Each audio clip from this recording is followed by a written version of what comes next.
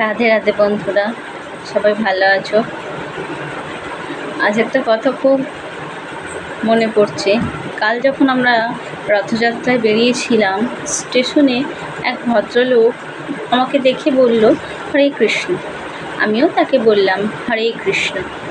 কিছুক্ষণ পর উনি আমার কাছে এলো, এসে বলল যে আচ্ছা, আমি কি হরে কৃষ্ণ বললাম, আপনি কিছু মনে করলেন? আমি বললাম, না, কেন মনে করব, আপনি তো ভগবানের নাম করেছেন।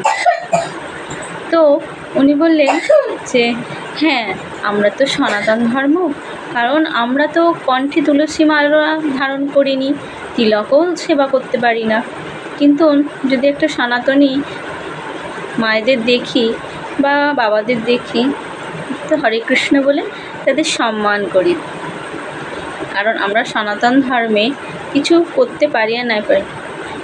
হরে কৃষ্ণ যারা মালা, তুলসীর মালা গলায় ধারণ করে, তিলক চন্দন সেবা করে, তাদের মতন তো আমরা করতে পারবো না, তবু সম্মানটা আমি যেন তাদের দিতে পারি।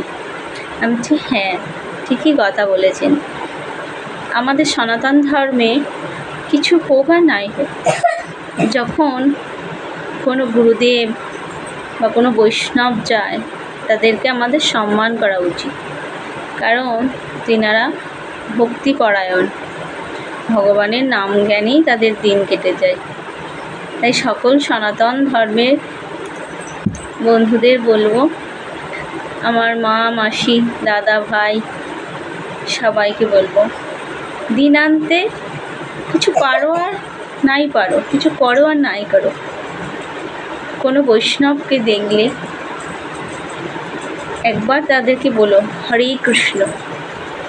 দেখবে কিছু না করতে পারলো তাও তোমরা কিছু পুণ্য অর্জন করবে, কারণ দিনান্তে তোমরা একবার তো বললে হরে কৃষ্ণ।